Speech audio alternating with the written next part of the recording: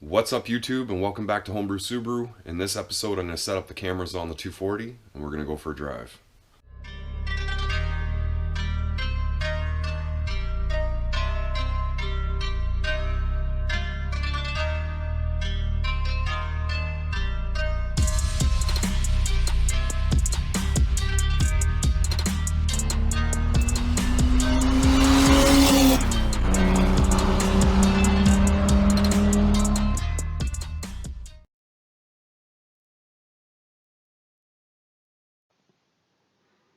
Okay, I know it's dark in here, but I've got the camera set up, and I've let the car warm up just because it has a really high idle when it's cold, and it should be good now. So we're just gonna go for a little drive, kind of whip through town a little bit, and then out onto the highway. Nothing too special or serious. And you're just gonna have to mind how loud the car is. Especially with that screamer pipe. I guess while we drive here, I'll try and keep the windows up. But with that screamer pipe, I mean, it's a lot of manifold noise coming out of the car. It doesn't really sound like an exhaust leak, just sounds like a loud car. But yeah, it might be a little bit noisy.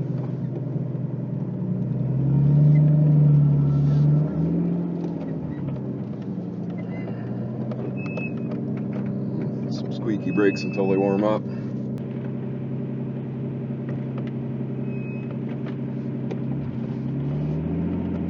And it wasn't raining earlier, but looks like it's raining now. It's just starting a little spit out.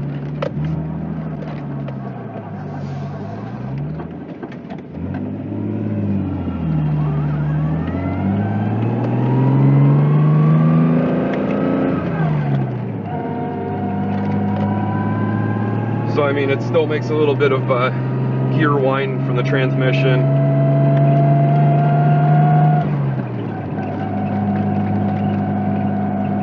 Sounds a little different as we get out on the highway. And everything sounds a little different with that drive shaft replaced.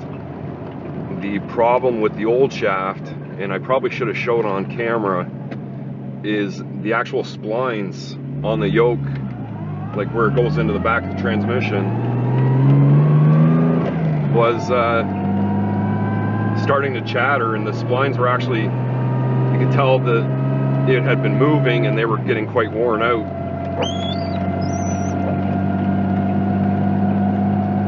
You'll have to put up with the squeaking wipers as well. That's the thing with this car. I mean, it's almost 32 years old. There is a lot of noises out of it. The exhaust is loud. Of course, we got that wiper squeak. The brakes are noisy when it's cold. Everything kind of rattles a little bit.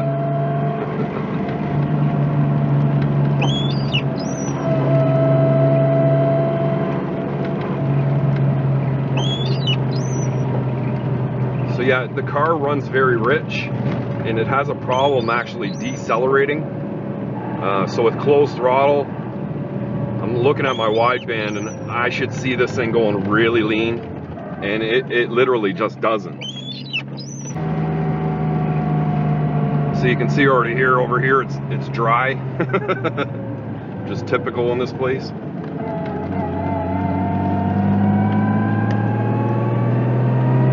A lot of people do sport fishing and boating here, so that's what all these trucks and trailers are here for, if you're wondering. And yeah, there's a lot of people that come here for fishing. This is kind of the waterfront. The water's over that way.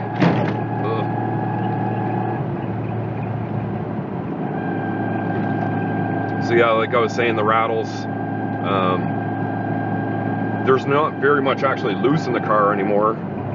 The center console is a little loose. I think there's some things underneath the dash that could be fastened up a little better. But all in all, I mean, for how old of a car it is, it's a lot quieter than when I bought it.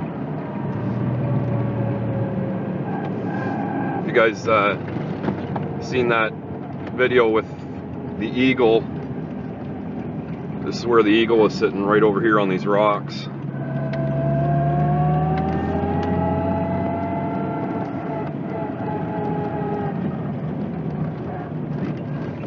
Getting pretty busy out today.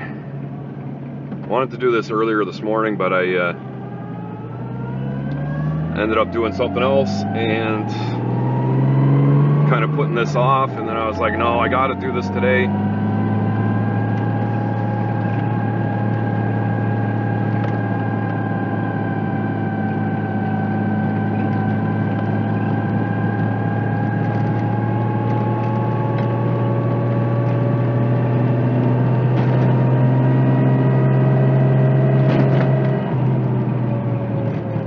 Yeah, like most bumps, you can hear stuff rattling over there. I can see the wipers bouncing a little bit.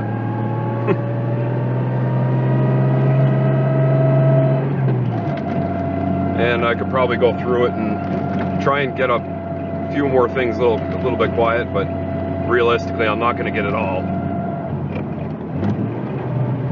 And because the car is more of a toy and not something I'm going to do a lot of traveling in.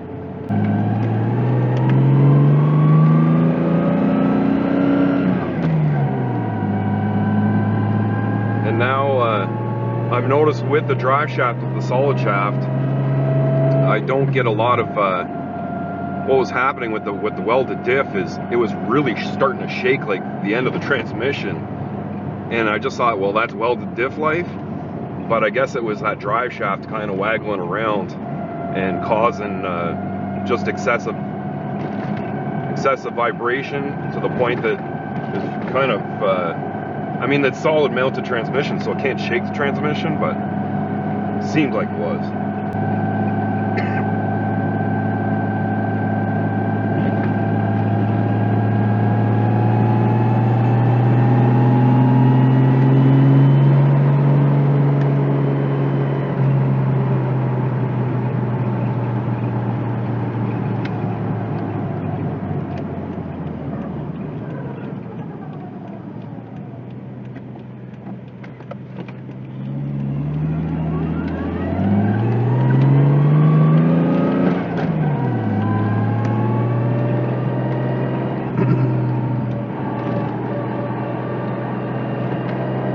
The tires have made a big difference in the way the car feels.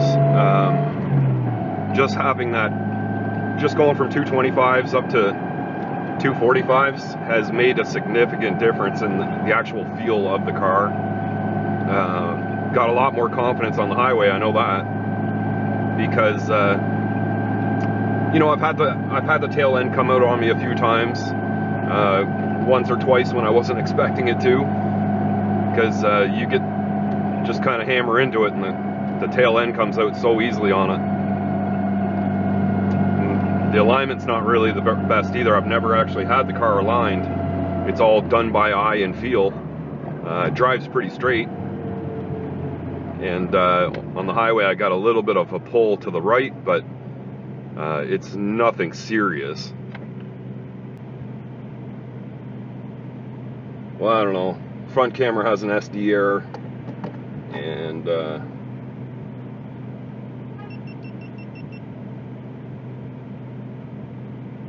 try a little shutdown and turn it back on to see what happens. It don't even want to shut down.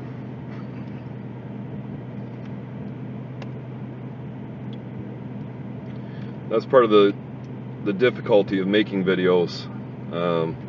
It's just stupid things like this that happen as you're filming, and holds you up.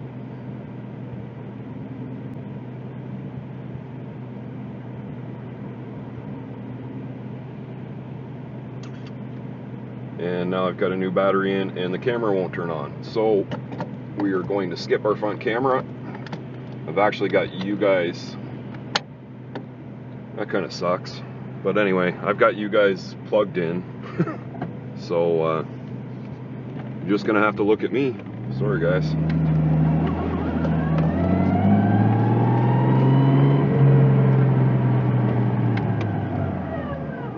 Started creeping into boost.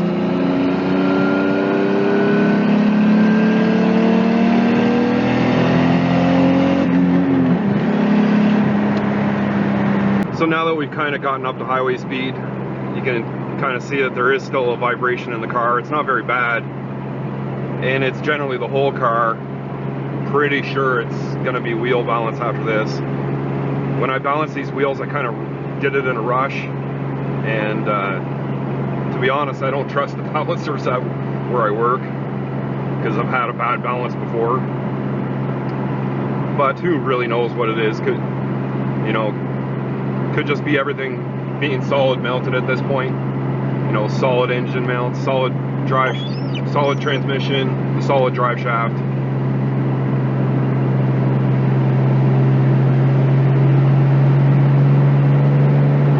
But I have gotten some pretty good speed out of the car, so you can see we're picking up speed and it's actually starting to smoothen out a little bit. But yeah, I did drive the car out to the next city with the bad drive shaft, so a lot more vibration than it is now.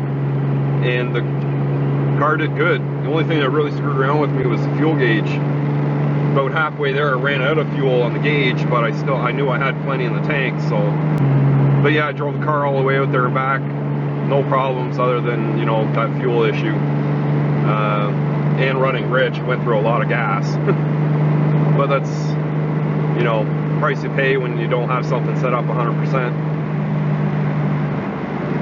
But I'm really glad the way the car just kind of drove like a normal car, getting out there and back. And even right now, I mean, it's you know, not a normal car to be daily driving, but it's pretty close. And as you can see, we continue driving. The weather is now nice out. There's no rain, the sun is out. That's how quickly it happens here. They say wait 5 minutes and the weather will change. So yeah, I'm kind of pissed off that front camera kicked out. It's actually really nice right here, and I'd like you guys to see. So I think I'm going to do a little turnaround here. I'll check the camera, and then if I get it working, at least you guys got it as we drive back up.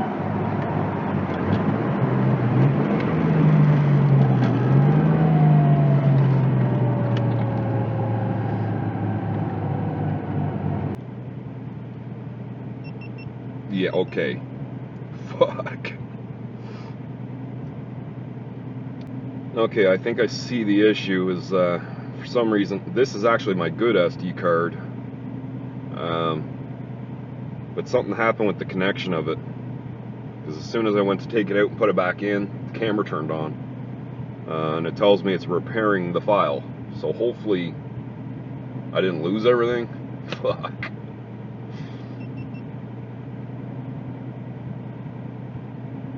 It says file repaired. So we're good to go now.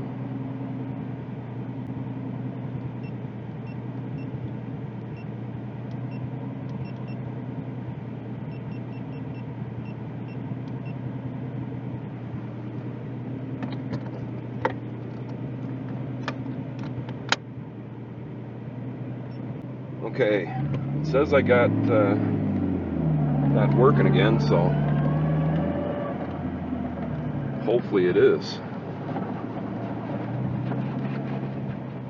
You hear that diff. I'm just gonna wait for some traffic to go by so I can get a little speed going. It's gonna be hard to get a chance here.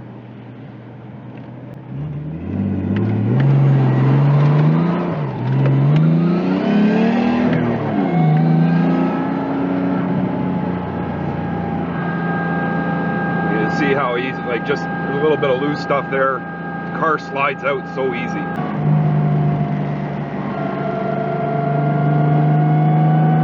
Okay.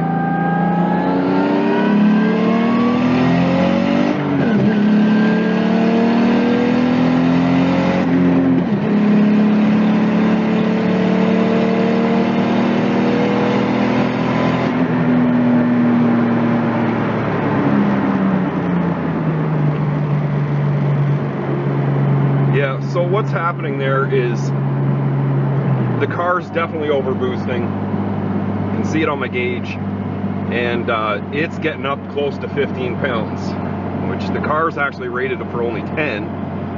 And I think when it gets to that 14, 15 PSI mark, I just go into complete boost cut. So because I don't have a working tack yet, I've literally just been looking at the boost gauge, and that's like my tack. On the really hard stomps anyway. That second to third shift I had pretty good, but the third to fourth, we definitely hit boost cut there. So as you can see, like the car, I mean, it picks up, it moves, it sounds awesome, and it's not making like a stupid amount of power, right? And listening to that RB, I mean, there's no need for a radio. I just love listening to this thing.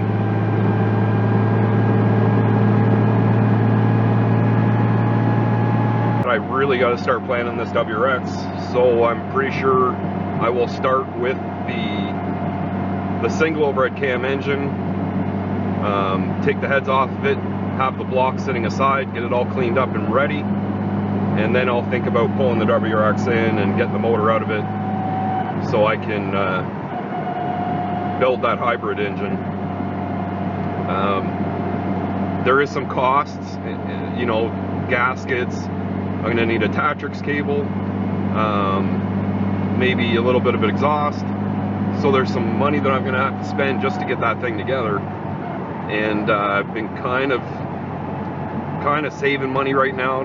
There's a few expenses I have around the house before I can start spending on the cars again. So the videos will come, but they're just not going to be right away.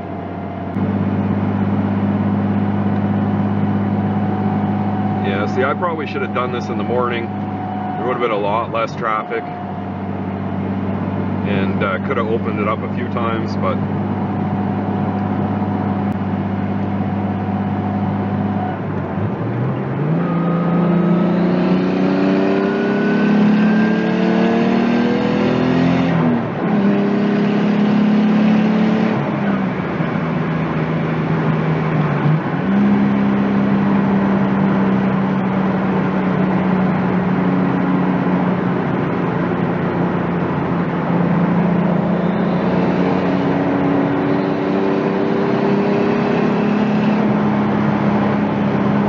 really fun to drive.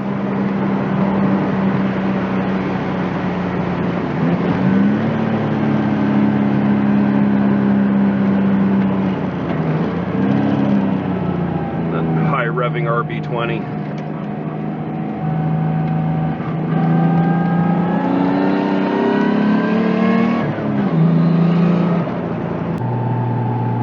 I don't want to crash this thing, so I don't drive it too ridiculous.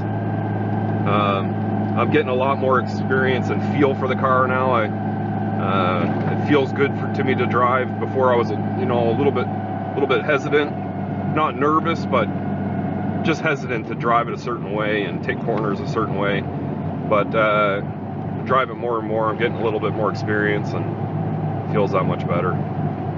But yeah, I'm coming down to the end of the street, coming down to my house, and I think I'll just end the video here. I know it wasn't as much as what it could have been, but I'm glad that I at least made something and got something up for you guys. So if you like this video, definitely give it a thumbs up. And if you're new here and you haven't already, please consider hitting that subscribe button for me. Leave your questions and comments further down below, and I'll see you in the next one.